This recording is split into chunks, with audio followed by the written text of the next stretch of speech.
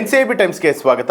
ನಾನು ದರ್ಶನ್ ಹುಣಸೂರು. ಮುಡಾ ಹಗರಣದ ಸಂಬಂಧ ಸಿಎಂ ಸಿದ್ದರಾಮಯ್ಯ ವಿರುದ್ಧ ರಾಜ್ಯಪಾಲ ಥಾವರ್ ಚಂದ್ ಗೆಹ್ಲೋಟ್ ಪ್ರಾಸಿಕ್ಯೂಷನ್ಗೆ ಅನುಮತಿಯನ್ನು ಕೊಟ್ಟಿರೋದನ್ನು ಪ್ರಶ್ನಿಸಿ ಸಲ್ಲಿಸಿರುವಂಥ ಅರ್ಜಿ ವಿಚಾರಣೆಯನ್ನು ಇಂದು ಮಧ್ಯಾಹ್ನ 3 ಗಂಟೆಗೆ ಹೈಕೋರ್ಟ್ ನಡೆಸ್ತಾ ಇದೆ. ಮುಡಾ ಹಗರಣಕ್ಕೆ ಸಂಬಂಧಪಟ್ಟ ಹಾಗೆ ಸಿಎಂ ಸಿದ್ದರಾಮಯ್ಯ ವಿರುದ್ಧ ಸಾಮಾಜಿಕ ಹೋರಾಟಗಾರ ಟಿ.ಜೆ. ಅಬ್ರಹಾಂ ರಾಜ್ಯಪಾಲರಿಗೆ ದೂರನ್ನು ಕೊಟ್ಟಿದ್ದರು. ಬಳಿಕ ರಾಜ್ಯಪಾಲರು ಸಿಎಂ ಸಿದ್ದರಾಮಯ್ಯ ವಿರುದ್ಧ ಪ್ರಾಸಿಕ್ಯೂಷನ್ಗೆ ಅನುಮತಿ ಕೊಟ್ಟಿದ್ದರು. ರಾಜ್ಯಪಾಲರು ತಮ್ಮ ವಿರುದ್ಧ ಪ್ರಾಸಿಕ್ಯೂಷನ್ಗೆ ಅನುಮತಿ ನೀಡಿರುವುದನ್ನು ಪ್ರಶ್ನಿಸಿ ಸಿಎಂ ಸಿದ್ದರಾಮಯ್ಯ ಸಲ್ಲಿಸಿರುವಂಥ ಅರ್ಜಿ ವಿಚಾರಣೆಯನ್ನು ಇಂದು ಹೈಕೋರ್ಟ್ ನಡೆಸ್ತಾ ಇದೆ. ಮುಡಾ ಹಗರಣಕ್ಕೆ ಸಂಬಂಧಪಟ್ಟ ಹಾಗೆ ರಾಜ್ಯಪಾಲರು ಪ್ರಾಸಿಕ್ಯೂಷನ್ಗೆ ಅನುಮತಿ ನೀಡಿರುವುದನ್ನು ಪ್ರಶ್ನಿಸಿ ಮುಖ್ಯಮಂತ್ರಿ ಸಿದ್ದರಾಮಯ್ಯ ಆಗಸ್ಟ್ 19 ಹೈಕೋರ್ಟ್ಗೆ 712 ಪುಟಗಳ ರಿಟ್ ಅರ್ಜಿಯನ್ನು ಸಲ್ಲಿಸಿದರು. ಸೆಪ್ಟೆಂಬರ್ 2ರಂದು ಹೈಕೋರ್ಟ್ನಲ್ಲಿ ಈ ಒಂದು ಅರ್ಜಿ ವಿಚಾರಣೆ ನಡೆಸಿದಂಥ ನ್ಯಾಯಮೂರ್ತಿ ನಾಗಪ್ರಸನ್ನ ವಿಚಾರಣೆಯನ್ನು ಸೆಪ್ಟೆಂಬರ್ 9ಕ್ಕೆ ಮುಂದೂಡಿಕೆಯನ್ನು ಮಾಡಿದರು.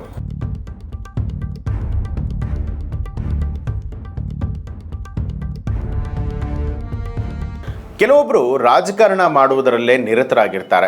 ನಾನು ಅಭಿವೃದ್ಧಿ ಮಾಡುವುದರಲ್ಲಿ ನಿರತನಾಗಿದ್ದೇನೆ. ನನ್ನ 3 ಇಲಾಖೆಗಳ ಅಭಿವೃದ್ಧಿ ಬಿಟ್ಟು ಬೇರೆ ಏನೂ ಕೆಲಸವನ್ನು ಮಾಡಲ್ಲ.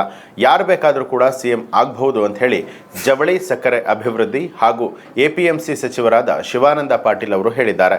ನಗರದಲ್ಲಿ ಸುದ್ದಿಗೋಷ್ಠಿಯಲ್ಲಿ ಮಾತನಾಡಿದಂಥ ಅವರು, ಬೆಂಗಳೂರಿನಲ್ಲಿ ಅಭಿವೃದ್ಧಿ ವಿಚಾರವಾಗಿ ಸುದ್ದಿಗೋಷ್ಠಿಯನ್ನು ನಡೆಸ್ತಾ ಇದ್ದೆ. ಆದರೆ ಅಲ್ಲಿ ಅಭಿವೃದ್ಧಿ ಬಿಟ್ಟು ರಾಜಕೀಯದ ಕುರಿತು ಪ್ರಶ್ನೆಗಳನ್ನು ಕೇಳಲಾಯಿತು. ನನ್ನ ಹೇಳಿಕೆಯನ್ನು ಮಾಧ್ಯಮಗಳು ವಿವಾದಕ್ಕೀಡು ಮಾಡಿವೆ ಅಂತ ಹೇಳಿದ್ರು. ಇನ್ನು ಪರಮೇಶ್ವರ್ ಅವರ ನಿವಾಸಕ್ಕೆ MB ಪಾಟೀಲ್ ಅವರ ಭೇಟಿನಲ್ಲಿ ತಪ್ಪೇನಿದೆ? ನಮ್ಮಲ್ಲಿ ಸೀನಿಯರ್ಸ್ಗಳು ಸಾಕಷ್ಟು ಜನರಿದ್ದಾರೆ. ಸೀನಿಯರ್ಸ್ ಬಳಿಕ ಜೂನಿಯರ್ಸ್ ಸರದಿ ಇದ್ದಿದ್ದೆ ಅಂತ ತಿಳಿಸಿದ್ದಾರೆ. ಇನ್ನು MB ಪಾಟೀಲ್ CM ಆದರೆ ನನ್ನ ಅಭ್ಯಂತರ ಏನೂ ಇಲ್ಲ. ಈ ನಿಟ್ಟಿನಲ್ಲಿ ಹೈಕಮಾಂಡ್ ನಿರ್ಧಾರ ಮಾಡುತ್ತೆ. ಶಾಸಕರೆಲ್ಲರೂ ಕೂಡ ಸೇರಿಕೊಂಡು ನಿರ್ಧಾರವನ್ನು ಮಾಡ್ತಾರೆ ಅಂತ ಹೇಳಿದ್ರು.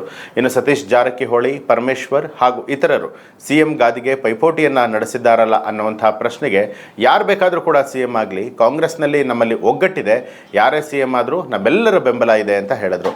ಇನ್ನು CM ಸಿದ್ದರಾಮಯ್ಯ ಬದಲಾವಣೆ ಆಗಬಹುದಾ ಅನ್ನುವಂಥ ಪ್ರಶ್ನೆಗೆ, CM ಸಿದ್ದರಾಮಯ್ಯ ಬದಲಾವಣೆ ಆಗಲ್ಲ ಅನ್ನುವಂಥ ವಿಶ್ವಾಸ ಇದೆ. ಸಿದ್ದರಾಮಯ್ಯ ತಪ್ಪೇ ಮಾಡಿಲ್ಲ ಅಂದರೆ ಯಾಕೆ ಬದಲಾವಣೆ ಮಾಡಬೇಕು ಅಂತ ಹೇಳಿ ಮರು ಪ್ರಶ್ನೆ ಮಾಡಿದ್ರು.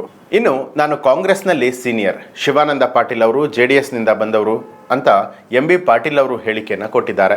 ನಾನು JDS ಇರಲಿ BJP ಇರಲಿ, ಆದರೆ ನನ್ನನ್ನು ಕಾಂಗ್ರೆಸ್ಗೆ ಕರೆತಂದವರು ಯಾರು ಅಂತ ಹೇಳಿ MB ಪಾಟೀಲ್ ಅವರಿಗೆ ಪರೋಕ್ಷವಾಗಿ ಪ್ರಶ್ನೆ ಮಾಡಿದ್ರು. ಆಲ್ ಡಿಪಾರ್ಟ್ಮೆಂಟ್ಸ್ 3 ಡಿಪಾರ್ಟ್ಮೆಂಟ್ ತಂದು ನೋಡ್ರಿ, ಏನಾದರೂ ಅಭಿವೃದ್ಧಿ ಬಿಟ್ಟರೆ ನಾ ಈ 16 ತಿಂಗಳಲ್ಲಿ ಏನಾದರೂ ಮಾಡಿದರೆ ಬೇರೆ ಹೇಳೋಣ. ನಿಮ್ಮ ಸಹಿತವಾಗಿ ಯಾರ್ಯಾದರೂ ಸಪೋರ್ಟ್ ಇದೆ? ಯಾರು ಬೇಕಾದವ್ರು ಆಗ್ಬೋದು. ಅದ್ರಾಗೇನಿದೆ, ಖುದಾ ಮೆಹರ್ಬಾನ್ ತೋ ಗದಾ ಪೈಲ್ವಾನ್ ಅಂತೆ. ನಾನು ಅಬ್ಸಲ್ಯೂಟ್ಲಿ ಇಲ್ಲ. ನಾನು ಈ ಮಾತು ಅಲ್ಲಿ ಕ್ಲಾರಿಫೈ ಮಾಡಿದ್ದೀನಿ. ನಿಮ್ಮವ್ರು ಮೀಡಿಯಾದವ್ರು ಕೇಳಿದ್ದಾರೆ, ಅದನ್ನೇ ಫಸ್ಟ್ ಹೇಳಿದ್ದೀನಿ. ನನಗೆ ಅದರ ಆಸೆ ಇಲ್ಲ. ನನಗೆ ಭಗವಂತ ಇಷ್ಟು ಕೊಟ್ಟಿದ್ದಾನೆ, ಇದಕ್ಕೆ ನಾನು ಭಾಳ ಸಂತೃಪ್ತಿದ್ದೀನಿ. ಇದ್ರ ಮೇಲೆ ನನಗೆ ಆಸೆನೇ ಇಲ್ಲ. ಸೀನಿಯರಿಟಿ ಪ್ರಶ್ನೆ, ಸೀನಿಯರ್ ನಾನು ಇರ್ಬೋದು, ಜೂನಿಯರು ಇರ್ಬೋದು, ಆದರೆ ನನಗೆ ಆಸೆ ಇಲ್ಲ. ಮುಖ್ಯಮಂತ್ರಿ ನಮ್ಮ ಸೀನಿಯರ್ಸ್ ಯಾರ್ಯಾರು ಪಾಪ ಪಕ್ಷ ಕಟ್ಟು ದುಡಿದು ಆಗ್ಬೇಕಂತ ಕಾಯ್ತಾ ಇದ್ದಾರೆ, ಅವ್ರು ಆದರೆ ಸಂತುಷ್ಟದ ಅಂತ ಇಷ್ಟು ಹೇಳಿದ್ದೀನಿ. ನಾನು ಬೇರೆ ಏನೂ ಹೇಳಿಲ್ಲ. ಮುಖ್ಯಮಂತ್ರಿ ಆಗಲಿಕ್ಕೆ ಸೀನಿಯರಿಟಿನ ಮಾನದಂಡ ಅಲ್ಲ ಅಂತ ಇದು ನೋಡಿ, ಸೀನಿಯರಿಟಿ ಮಾನದಂಡ ಅಲ್ಲ, ಅದು ನನಗೂ ಗೊತ್ತಿದೆ.